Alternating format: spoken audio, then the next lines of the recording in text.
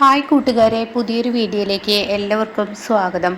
അങ്ങനെ കാക്കത്തിയോട് അക്കുച്ചേട്ടൻ എല്ലാം പറഞ്ഞു കൊടുക്കണം കേട്ടോ. ശ്രേയ തൻ്റെ മനസ്സിലിരിപ്പ് പറഞ്ഞത് കേട്ടോ. അതായത് അരവിന്ദൻ്റെ കുടുംബം തകർക്കുക ആകാശിനോട്, അതായത് ബാലമാമയാണല്ലോ തൻ്റെ വിവാഹം നടത്തിയത്. അപ്പോൾ ആ ബാലമാമയെയും അയാളുടെ കുടുംബത്തെയും തകർന്ന് ഞാൻ എൻ്റെ പണി നോക്കി അങ്ങ് പോകും, എനിക്ക് തകർത്ത് തരിപ്പിടമാക്കുക എന്നുള്ള ലക്ഷ്യം അത് ഒളിഞ്ഞു നിന്ന് ആകാശ് കേട്ടിരിക്കുകയാണല്ലോ. അങ്ങനെ ഇക്കാര്യങ്ങളെല്ലാം പറഞ്ഞു കൊടുക്കുകയാണ്. ഇക്കാര്യങ്ങളെല്ലാം പറഞ്ഞു കൊടുക്കുമ്പോൾ ഇത് കേൾക്കുന്ന ചാരുവിന് ഭയങ്കര സങ്കടമാവുകയാണ്. അപ്പോൾ ചാരു പറയാണ്, അങ്ങനെ അങ്ങ് വിട്ടാൽ പറ്റത്തില്ല. കാരണം ഇപ്പം അരവിന്ദേട്ടൻ കാണിച്ചത് കണ്ടോ, അവൾക്ക് ചോറ് വിളമ്പി കൊടുത്തതും അവൾ തിന്ന ഭക്ഷണത്തിൻ്റെ ബാക്കി കൊണ്ട് കളഞ്ഞതും അത്രയും പേരുടെ മുന്നിലും അപമാനിതനാണ് താൻ എന്ന് അറിഞ്ഞിട്ടും അരവിന്ദേട്ടൻ അവളെ സ്നേഹിക്കുന്നത് ആത്മാർത്ഥ സ്നേഹമാണ്. ഒരു ഭാര്യയ്ക്കൊരു ഭർത്താവ് ഇതൊക്കെ ചെയ്തു കൊടുക്കുന്നതിലൊരു തെറ്റൊന്നുമില്ല. ഒരു ഗവൺമെൻറ് ജോലിക്കാരെത്തി അങ്ങനെ ഇരിക്കെ ഭർത്താവ് വെറുതെ ഇരിക്കുമ്പോൾ അവൾക്ക് ഭക്ഷണവുമായി വന്ന് അത് ഊട്ടിക്കൊടുക്കുന്നതിനും തെറ്റില്ല. പക്ഷേ അവൾ അത് അർഹിക്കുന്നുണ്ടെങ്കിൽ മാത്രം അവൾ അത് അർഹിക്കുന്നില്ല. അരവിന്ദേട്ടൻ്റെ സ്നേഹം ആത്മാർത്ഥ സ്നേഹമാണെങ്കിൽ ഈ പറയുന്ന ശ്രേയയുടെ സ്നേഹം ആത്മാർത്ഥമല്ല. അപ്പോൾ ഒന്നെങ്കിൽ അവൾ അരവിന്ദേട്ടനെ സ്നേഹിക്കുക, അതല്ലെങ്കിൽ അരവിന്ദേട്ടൻ അവൾ തന്നെ സ്നേഹിക്കുന്നില്ലെന്ന് മനസ്സിലാക്കണം. മതി കാക്കത്തി, നീ കുറേ നാളായി ഈ വാക്ക് പറഞ്ഞുകൊണ്ടിരിക്കുന്നു. ഒത്തിരി തവണയായി ഞാൻ കേൾക്കുന്നു. ഇത് കേട്ട് കേട്ട് കേട്ട് മടുത്തു. കാരണം ചെയ്യുന്നതെല്ലാം തിരിച്ചടി നിനക്ക് തന്നെയാണ്. അതുകൊണ്ട് നീ അതിന് ശ്രമിക്കേണ്ട. ഇല്ല, ഞാനതിന് ശ്രമിക്കുന്നൊന്നുമില്ല. പക്ഷേ അത് മനസ്സിലാക്കാനുള്ള വഴികൾ ഞാൻ ഒരുക്കാൻ നോക്കും. എന്താ കാക്കുത്തി നീ പറയുന്നത്? അതൊക്കെ ഉണ്ടാക്കൂ ചേട്ടാ, അതൊക്കെ എന്നെക്കൊണ്ട് കഴിയും. ചില പൊടിക്കൈകളൊക്കെ ഞാൻ നോക്കും. പക്ഷേ ഞാനാണത് ചെയ്യുന്നതെന്ന് ഒരിക്കലും അവൾ അറിയത്തൂല. ആ രീതിയിലാണ് ഞാൻ ചെയ്യാൻ പോകുന്നത്. ശരി, അങ്ങനെ ആയിക്കോട്ടെ എന്ന് പറയണേ. പക്ഷേ കുഴപ്പങ്ങളിലോട്ട് നീ ചെന്ന് ചാടരുത്. ഇനി വയ്യ, അവരുടെ കാര്യത്തിൽ ഇനി അവരെന്തെന്ന് ചെയ്തോട്ടെ. എൻ്റെ ഏട്ടനാണ് ഇങ്ങനെയൊക്കെ കാണിക്കുന്നത് കാണുമ്പോൾ എത്രയേറെ രക്തബന്ധമല്ലേ, മനസ്സിൻ്റെ ഉള്ളിൽ ഒരു സങ്കടം നീറ്റിലുണ്ടാവും. അരവിന്ദൻ്റെ ജീവിതം ഇനി പറയാനില്ല. അവൾക്ക് അടിമപ്പണി ചെയ്ത് തന്നെ ജീവിക്കണം. അവൻ്റെ ജീവിതം ഇനി അങ്ങനെ എന്നൊക്കെ പറയാൻ കേട്ടോ. ഈ സമയം ശരി, ഞാൻ പോട്ടെ എന്നാ. നീ എന്തായാലും ദേഷ്യമൊന്നുമില്ലല്ലോ, നീ എൻ്റെ കൂടെ പോകാമെന്ന് കരുതിയിട്ടല്ലേ ഇങ്ങോട്ടേക്ക് വന്നത്. അമൃതയെ നീ വിടുകയും ചെയ്തല്ലോ, അതൊക്കെ ശരി തന്നെ. പക്ഷേ എന്ത് ചെയ്യാനേ? അപ്പോൾ തന്നെ ആകാശ് പറയണേ, എനിക്കൊരു നിവൃത്തിയില്ല. അവളെ എനിക്ക് ജോലി ഒത്തിരി തന്നിരിക്കുകയാണ്. അപ്പോൾ അതുകൊണ്ട് തന്നെ ആ ജോലി ഫുള്ള് ചെയ്തു പോവുക എന്നുള്ളത് എൻ്റെ ഉത്തരവാദിത്തമല്ലേ. അപ്പം ഞാൻ ചെയ്യാതിരിക്കാൻ പറ്റത്തില്ലല്ലോ. അരവിന്ദ് ആകാശേട്ടൻ്റെ ബുദ്ധിമുട്ട് എനിക്കറിയാം. എനിക്കതിൽ പരിഭവമൊന്നുമില്ല. ഞാനൊരു ഓട്ടോ വിളിച്ച് പോയിക്കോളാം. അത് വേണ്ട, ഞാൻ നിനക്കൊരു ഓട്ടോ വിളിച്ച് തരാം എന്നൊക്കെ പറഞ്ഞ് ആകാശ് വിളിച്ചു കൊടുക്കുകയാണ് കേട്ടോ. പിന്നീട് ആകാശ് പോകുന്നതിനിടയ്ക്ക് കാണാം പെട്ടെന്ന് അരവിന്ദൻ ഒരു സൈഡിൽ ഇങ്ങനെ വണ്ടി നിർത്തിയിരിക്കുന്നത്. എന്നിട്ട് അരവിന്ദൻ എന്തൊക്കെയോ ഇങ്ങനെ ചിന്തിച്ച് നിൽക്കുകയാണ്. അപ്പോൾ അരവിന്ദൻ്റെ കണ്ണൊക്കെ നിറഞ്ഞിട്ടുണ്ട്. അപ്പോൾ അത് ചാരു കാണുകയാണ്. അങ്ങനെ ചാരു ഓട്ടോ നിർത്തിയിട്ട് അരവിന്ദൻ്റെ അടുത്തോട്ട് പോവാണ്. അപ്പോഴേക്കും അരവിന്ദൻ പറയാണ്, എന്തിനാണ് നീ എൻ്റെ മുന്നിൽ എപ്പോഴും ഇങ്ങനെ വരുന്നത്? നീ എന്നെ ഉപദേശിക്കാനായിട്ട് വരികയല്ലേ? എനിക്ക് മനസ്സിലാവുന്നുണ്ട്. ഒന്ന് കൺമുന്നിൽ നിന്നും പോകുന്നുണ്ടോ? അപ്പോൾ അരവിന്ദേട്ടന് ഇപ്പോൾ വിഷമം കൊണ്ടാണല്ലേ ബൈക്ക് ഇവിടെ നിർത്തി ഇങ്ങനെ ഓരോന്ന് ചിന്തിക്കുന്നത്. എല്ലാവർക്കും മുന്നിൽ അരവിന്ദേട്ടൻ നാണം കെട്ടൂലേ ഭാര്യയ്ക്ക് ഇങ്ങനെ ചെയ്തു കൊടുക്കുന്നതിൽ? ആര് പറഞ്ഞു ഞാൻ നാണം കെട്ടുമെന്ന്? എൻ്റെ ഭാര്യ എന്നോട് പറഞ്ഞ വാക്കുകൾ കേട്ടില്ലേ? ആത്മാർത്ഥമായാണ് ഞാൻ എൻ്റെ അരവിന്ദനെ സ്നേഹിക്കുന്നതെന്ന്, എന്നോടുള്ള സ്നേഹം എത്രമാത്രം വലുതാണെന്ന് അവൾ പറയുന്നത് കേട്ടില്ലേ? അപ്പോൾ അത് കേട്ട ഉടൻ തന്നെ അവൾ പറയുന്നത് ഞാൻ കേട്ടു. പിന്നെ നിനക്കെന്താ കുശുമ്പ? നീ ഞങ്ങൾക്കിടയിൽ ഏത് സമയത്ത് ഓരോ പ്രശ്നങ്ങൾ ഉണ്ടാക്കി നടക്കുന്ന നേരം നിനക്ക് നിൻ്റെ വഴി നോക്കിക്കൂടെ? അരവിന്ദേട്ടാ, എനിക്ക് ഒരിക്കലും നിങ്ങൾക്കിടയിൽ ഒരു പ്രശ്നം ഉണ്ടാക്കണമെന്ന് ഒരിക്കലും എനിക്ക് ചിന്തയില്ലെന്ന് ചാരു പറയാം. പിന്നെ എന്തിനാ നീ ഇവിടെ വണ്ടി നിർത്തുന്നത്? അല്ല, ഞാനൊരു കാര്യം ചോദിക്കട്ടെ. അരവിന്ദേട്ടൻ വീട്ടിലോട്ട് പോകാൻ ഇറങ്ങിയതല്ലേ? പിന്നെ പോകുന്ന വഴിക്ക് അരവിന്ദേട്ടൻ നീ ഒഴിഞ്ഞ പ്രദേശത്ത് ഇങ്ങനെ നിൽക്കുന്നത് എന്താ? അപ്പം അരവിന്ദേട്ടൻ്റെ ഉള്ളിലൊരു വിഷമം ഉണ്ടായിട്ടല്ലേ? ഞാനൊരു കാര്യം പറയട്ടെ, ഞാൻ അരവിന്ദേട്ടനെ വിഷമിപ്പിക്കാനോ സങ്കടപ്പെടുത്താനോ ഒന്നുമല്ല ഞാൻ ഇക്കാര്യം പറയുന്നത്. എൻ്റെ മനസ്സിൽ തോന്നി, അത് പറയണമെന്ന് തോന്നി. കാരണം ആത്മാർത്ഥമായി ഞാൻ അരവിന്ദേട്ടനെ സ്നേഹിച്ചിരുന്നു.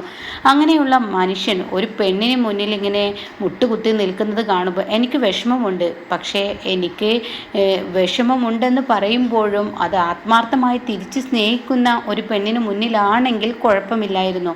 ഇതങ്ങനെയല്ല അരവിന്ദേട്ടാ എന്ന് പറയുമ്പോൾ അരവിന്ദനെ അത് എവിടേക്കോ തട്ടുന്നു. കാരണം അങ്ങനെ ആയിരുന്നല്ലോ ചാരുവിനെ സ്നേഹിക്കുമ്പോൾ. ചാരു ആത്മാർത്ഥമായി സ്നേഹിച്ചിരുന്നു അരവിന്ദനെ. പക്ഷെ അരവിന്ദനാണെങ്കിൽ തിരിച്ച് അങ്ങനെ ഒരു സ്നേഹം ഉണ്ടായിരുന്നില്ല. അപ്പോൾ അരവിന്ദൻ്റെ ഉള്ളിൽ അതിങ്ങനെ കയറുകയാണ്.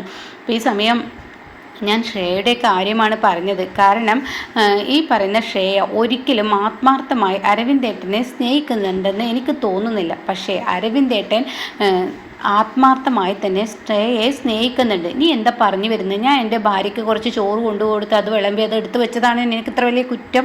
അവൾ ചെയ്യുന്ന ജോലിയുടെ ആ വില നീ മനസ്സിലാക്കണം. അവൾ ഗവൺമെൻറ് ജോലിയാണ് ചെയ്യുന്നത്. അതൊക്കെയാണ് ആവാം, അതൊന്നും ചെയ്യുന്നതല്ല. ഞാൻ തെറ്റും പറയുന്നില്ല, തെറ്റ് കാണുന്നവർക്ക് അത് കാണാം. പക്ഷേ ഭാര്യ ഭർത്താക്കൾക്കിടയിൽ പല അങ്ങോട്ടും ഇങ്ങോട്ടും സഹകരിച്ച് ജീവിക്കുന്നതൊക്കെ ഒരു കാര്യം തന്നെയാണ്, നല്ല കാര്യം തന്നെയാണ്. പക്ഷേ ഈ പറയുന്ന ഭാര്യയായിട്ട് അരവിന്ദേട്ടൻ്റെ ഒപ്പം ഒരു ദിവസമെങ്കിലും ഒരു ദിവസം നിന്നിട്ടുണ്ടോ? ഇല്ലല്ലോ. അപ്പോൾ അതുകൊണ്ട് ഞാനൊരു കാര്യം പറയട്ടെ, ആർക്ക് മുന്നിലും അരവിന്ദേട്ടൻ മുട്ടുകുത്തുമ്പോൾ ഒരു കാര്യം ചിന്തിക്കുക, തിരിച്ച് തന്നെ അവൾ ആത്മാർത്ഥമായി സ്നേഹിക്കുന്നുണ്ടെന്ന്. ആ സ്നേഹമുണ്ടെങ്കിൽ അവൾക്ക് എന്ത് ചെയ്തു കൊടുത്താലും എനിക്കൊരു കുഴപ്പവുമില്ല. ഇത് അരവിന്ദേട്ടനെ ഒരു തരം കോമാളിയാക്കുന്നത് പോലെ തോന്നുന്നത് കൊണ്ട് പറഞ്ഞതാണ്. അതുകൊണ്ട് അവളുടെ സ്നേഹം തിരിച്ചറിയാൻ അരവിന്ദേട്ടൻ ശ്രമിക്കണം. എങ്ങനെ പൊട്ടനായി നിൽക്കരുത്. എന്താ നീ പറഞ്ഞത്?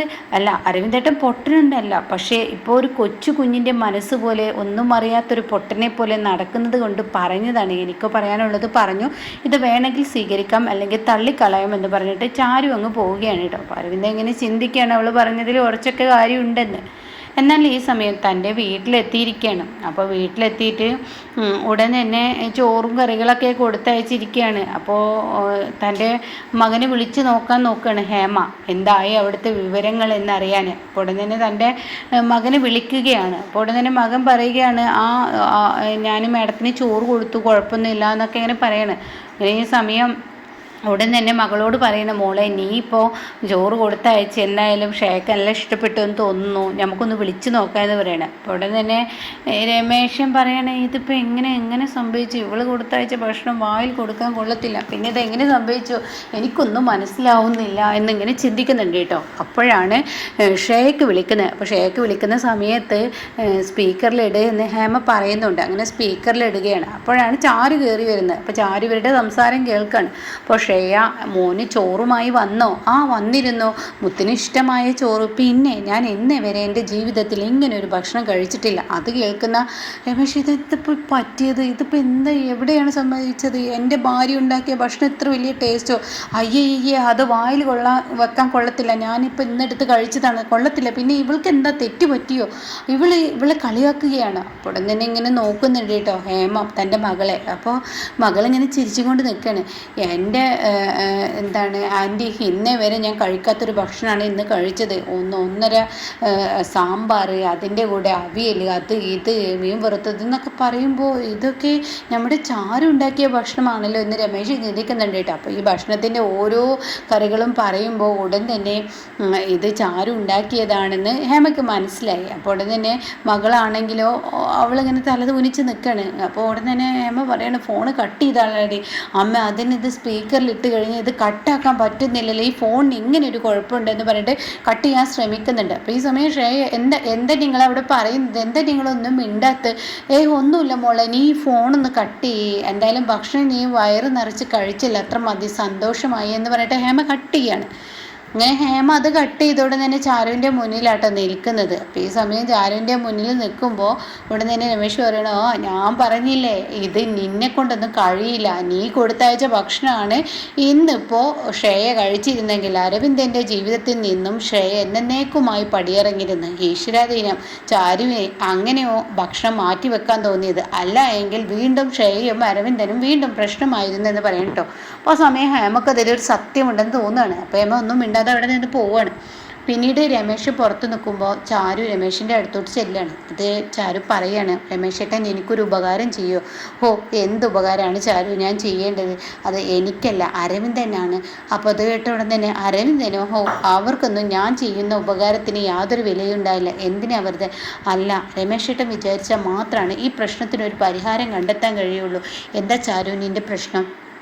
അതെ, ശ്രേയയുടെയും അരവിന്ദിൻ്റെയും ഫസ്റ്റ് നൈറ്റ് ഇന്നേ വരെ നടന്നിട്ടില്ല.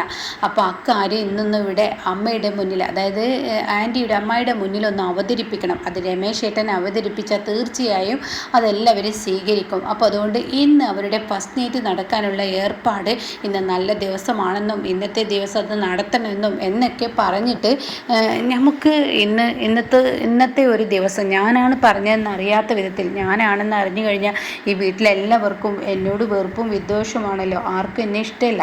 അപ്പോൾ അതുകൊണ്ട് രമേശ് ഏട്ടന് ഇത് മുൻകൈ എടുത്ത് ചെയ്യാമോ? ഇത് നമ്മുടെ അരവിന്ദൻ്റെ ജീവിതം നല്ല നിലക്കാവാൻ വേണ്ടിയാണ്, ചെയ്യാമോ എന്ന് ചോദിക്കുമ്പോൾ മോളെ ഞാൻ ചെയ്യാമെന്ന് പറയും കേട്ടോ. അങ്ങനെ ഇനി വീണ്ടും ശ്രേയയുടെയും അരവിന്ദൻ്റെയും ഫസ്റ്റ് നൈറ്റ് നടത്തുമ്പോഴാണ് ശ്രേയ ആരെന്ന് അരവിന്ദൻ തിരിച്ചറിയാൻ പോകുന്നത് കേട്ടോ. എല്ലാവർക്കും മുന്നിൽ അരവിന്ദൻ്റെ മുന്നിൽ ശ്രേയയുടെ യഥാർത്ഥ സ്വഭാവം കാണിക്കും. അതോടുകൂടി താൻ താലി കെട്ടിയത് ഒരു യക്ഷിയെ തന്നെയാണെന്നുള്ള സത്യം ഇനി അരവിന്ദനും ഹേമയും മനസ്സിലാക്കുകയാണ്.